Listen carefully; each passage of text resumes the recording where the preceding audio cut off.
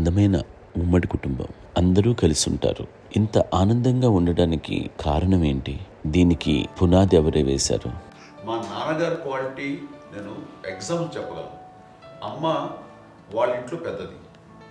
వాళ్ళ నాన్నగారు అంటే మా తాతయ్య గారు ప్రొహిబిషన్ డిపార్ట్మెంట్లో సిఐగా ఎస్ఐగా చేశారు. ఏదో మా ఇన్స్పెక్టర్ సిఐ చేసి ఆయన కాలం చెందారు. చాలా ఎర్లీగా 48 years చచ్చిపోయారు. 40 చచ్చిపోయారు. 40 దాదాపు 40 సరిపోతే ఆయనకి అప్పటికి అమ్మ కాకుండా 4 బిడ్డలు. అమ్మ తర్వాత అబ్బాయి తర్వాత 3 ఆడపిల్లలు. వాళ్ళు ఏంటంటే రాకరావడి నాగబాబు కంటే కూడా చిన్నవాడు. అది ఆ వయసు అంత చిన్నవాడు. అమ్మ మా పిన్నమ్మలు నాకంటే చిన్నవాడు. అలాంటి పిన్నమ్మల్ని ఆయన వీళ్ళ నాగ చనిపోయిన తర్వాత తన ఫ్యామిలీ అంతగా నాన్న పెంచారు. నాన్న కూడా అరాకురా శాలరీ మీద బతికేదే తప్ప కూడా కాదు. సో తనకు మిగిలిన దాంట్లో మళ్ళీ ఆ ఫ్యామిలీని చూసుకోవడం, మా అమ్మమ్మని చూసుకోవడం, వాళ్ళ మంచి చెడు చూసుకోవడం. వాళ్ళకు ఇల్లు మాత్రం ఉంది మొగల్తూరులో.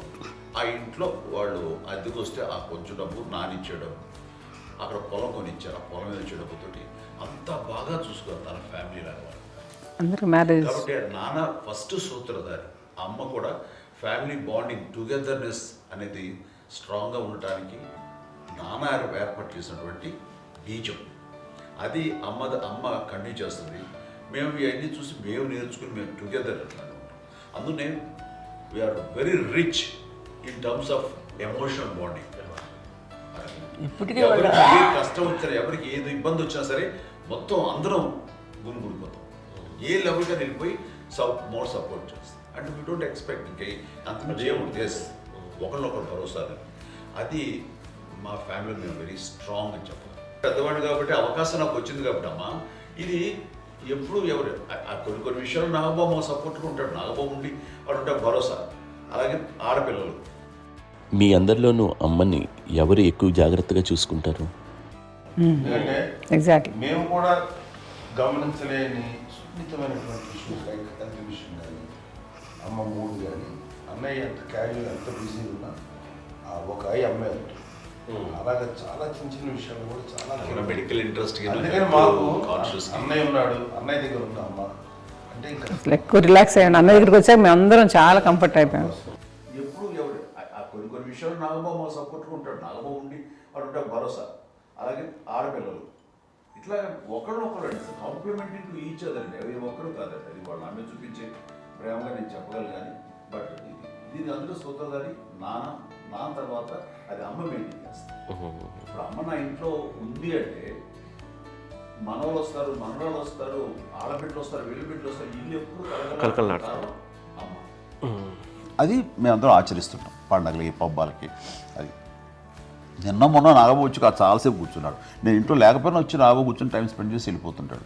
అలాగే చెల్లెలు ఇద్దరు ఆల్మోస్ట్ ఎవ్రీడే మాత వస్తుంటుంది, తను కూడా వస్తుంది. నిన్న సాయంత్రం కూడా వచ్చి ఉంటుంది. అమ్మా మధ్యాహ్నం వచ్చి కదా వచ్చి ఇక్కడే భోజనం చేసుకుని అలా ఉంటుందండి. ఈ తరం వాళ్ళకి మీరు ఇచ్చే సలహా ఏంటి?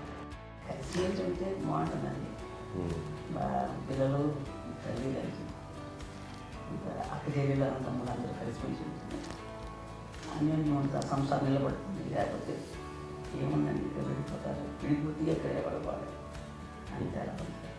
ప్రేమలు ఇప్పుడు లేవండి, తగ్గిపోయింది. మెకానికల్ చాలా మటుకు ఏదో ఇంకా వాళ్ళ పనులు చేసుకోవడం ఏదో జరిగిపోతూ ఉంది అనుకోండి. అంత ప్రేమలు ఎక్కడ లేవండి ఇప్పుడు ఈరోజు. అంటే ఒకప్పుడు ఒకరికి ఇంకొకరు భరోసాగా ఉండేవాళ్ళు. అంటే అందరూ కలిసి సపోర్ట్గా ఇది చేయడం. పెద్దనాన్నగారి పిల్లలు కూడా ఆయన చూసేవారు. మా నాన్నగారు అన్నయ్య వాళ్ళ బిడ్డలు కూడా ఇక్కడే ఉన్నారు. వాళ్ళు కూడా అమ్మాయి వాళ్ళ ఆడపిల్లలు కూడా అమ్మాయి చూడండి. నాన్న ఎట్లయితే తన చెల్లెలు చూసుకున్నారో అట్లే నాన్న తరపు అమ్మగారి పిల్లలు వాళ్ళు చనిపోయారు ఢిల్లీ గారు. వాళ్ళ బిడ్డలకి పెళ్లిళ్ళు పేరెంటాలు అన్నీ చేసింది అమ్మాయి.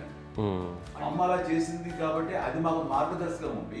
ఇప్పటికీ వాళ్ళు కొంచెం ఒక మాదిరి పరిస్థితి ఉంటే వాళ్ళకి ఇల్లు కూడా పెట్టడం కానీ వాళ్ళకి తగిన సహాయం కనుక ఎవ్రీ మంత్ మా పెదనాన్న గారి అమ్మాయి వాళ్ళు ఆల్మోస్ట్ 70 వాళ్ళకి ఎవ్రీ మంత్ మా ఇంటి నుంచి మొత్తం వెళ్ళిపోతాం 15,000 ఎన్నో సంవత్సరాలు పోతాను బ్యాంక్ ఫస్ట్ అదంతా కూడా మా పెద్దలు వచ్చినాయి.